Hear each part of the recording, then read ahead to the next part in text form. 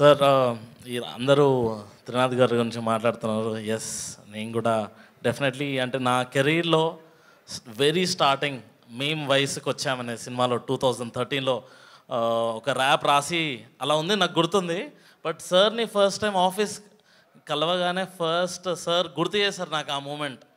2013లో ఆ రోజు నువ్వు వచ్చి ఇలా కూర్చొని రాస్తున్నప్పుడు నాకు గుర్తుంది అన్నప్పుడు చాలా హ్యాపీ అనిపించింది. అంటే నాకు దాన్ని బట్టి అర్థమైందంటే సార్ ఎవరిని మర్చిపోరు, ప్రతి ఒక్క టాలెంట్ని ఎంకరేజ్ చేస్తారో.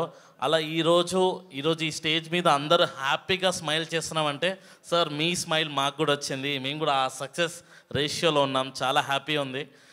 అలాగే ఈరోజు నక్కిన నరేటివ్స్ అంటే ఇలా మేము వయసుకి వచ్చాము ఎలా ఫీల్ అయ్యామో. సో నక్కిన నరేటివ్స్ మూవీకి ప్రతి వచ్చిన వాళ్ళు కూడా ప్రతి వ్యూవర్ కూడా ఒక హిట్ సినిమాకి వచ్చాం అనే ఫీలింగ్ డెఫినెట్లీ కలుగుతుంది. అండ్ సార్ ఇంతకుముందు వివేక్ సార్ చెప్పినట్టు కుర్చీలు ఎగురుతాయి అని అన్నారు కదా సార్, మనుషులు కదా కుర్చీలు. మీరు ఈ ప్రొడక్షన్లో మీ డబ్బులు కూడా ఎగరాలి అనేసి అనుకుంటున్నాను సార్. అలా ప్రొడక్షన్లో మీరు ప్రొడ్యూసర్గా చాలా సక్సెస్ఫుల్గా అవ్వాలని మనస్ఫూర్తిగా కోరుకుంటున్నాను. అండ్ మోస్ట్ ఇంపార్టెంట్లీ మన నిఖిల్ అండ్ రామ్ సో కలిసి వర్క్ చేస్తున్నప్పుడు ఒక ర్యాప్ సాంగ్ రాయాలి, ఒక ప్రమోషనల్ సాంగ్ చేయాలి అని ఒక జర్నీ స్టార్ట్ చేసినప్పుడు ఆ టీం అందరినీ చూస్తే ఆ ఎంథూజియాజం నాకు కూడా కలిసి ఒక మంచి ప్రమోషనల్ సాంగ్ కూడా చేసాము. ఆ త్వరలో రిలీజ్ అవుతుంది.